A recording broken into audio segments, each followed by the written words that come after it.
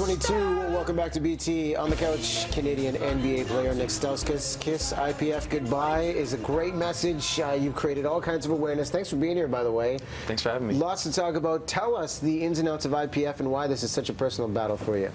It's a personal battle for me because my grandmother was diagnosed about 5 years ago, and at this point there is no cure for the disease. It stands for Idiopathic Pulmonary Fibrosis, and I'm going on a tour around Canada right now trying to raise awareness and raise money, and the way people can do that is by logging onto the website kissipfgoodbye.com and uploading a 3-second video of kissing IPF goodbye, and with each video that is uploaded, $1 is donated to the research of IPF. And these videos can be linked with social media, with Twitter, Facebook, and the hashtag KissIPFGoodbye is also worthy of a $1 donation. So we really encourage people to go out there and help support this cause. This is a very serious and fatal lung disease disorder that your grandmother was diagnosed with. She's kind of outliving the lifespan at this point. Tell us about the diagnosis and the progression for her so others who might be dealing with it. Yeah, so when she was first diagnosed, my mom actually told me she had about 3 years to live. So the fact that it's been 5.5 years, she's definitely outlived it.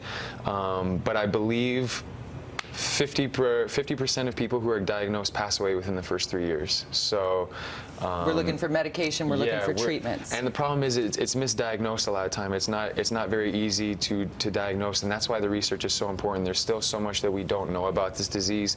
So the quicker we can get people diagnosed, the quicker we can get them treated, you know, the better chance they have of surviving. And this is your chance to be a cheerleader for your family, because for years they did the exact same for you, and seeing you rise up in the basketball game, in the NBA. First, let's talk about the FIBA Americas tournament. Great representation from our country.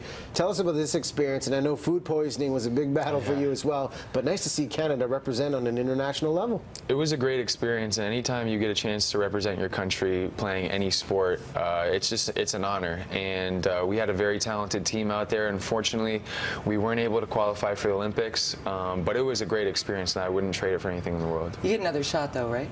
Next year? Oh, we do have another shot to qualify next year before the Olympics. I believe there's 18 teams, and 3 out of the 18 move on to the Olympics. So we're going to have to play pretty well. We'll have to learn from the mistakes we made this year, but I definitely think with the group that we had and maybe adding a few more pieces that it's possible. Rookie season with the Golden State Warriors, now in with the 76ers. Sacramento Kings. Sacramento Kings. Sacramento Kings. Oh, I always get now those with the 76ers. Yeah, now with the 76ers. Golden State Kings, right. Yeah, well, yeah, played with the Kings last year, and I was traded, so it's just a new opportunity for me. We're a very young team, so a lot of the guys on the team are 20, 21, 22, kind of same age as me, so I'm looking for maybe more of a leadership role this year, and I'm excited for it. It should be a lot of fun.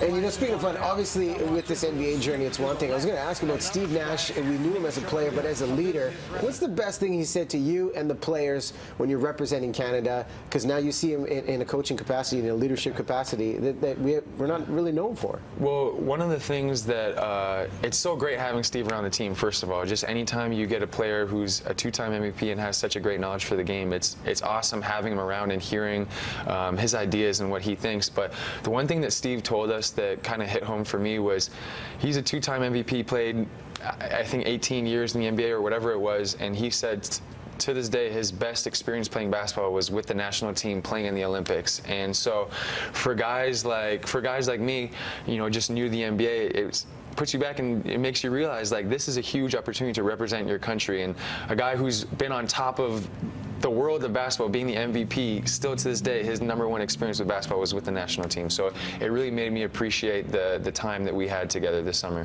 We love the fact that he dons that maple leaf with such pride, as do you. A couple of things that we'd be remiss if we didn't mention. Number 1, what's the deal with the hot sauce? Number 2, what's the deal with your obsession with Friends? Number 1, hot sauce. So there was a closed captioning error during one of my games this year, and somehow Stauskas was auto-corrected, or I don't know what happened. It was turned into Sauce Castillo somehow, and I had a good game that game. And so after the game, I go on Twitter, and everyone's like, "Good game, Sauce," and blah blah blah. And I played in the game, so I didn't see what happened on TV. So I was kind of thrown off at first about the whole.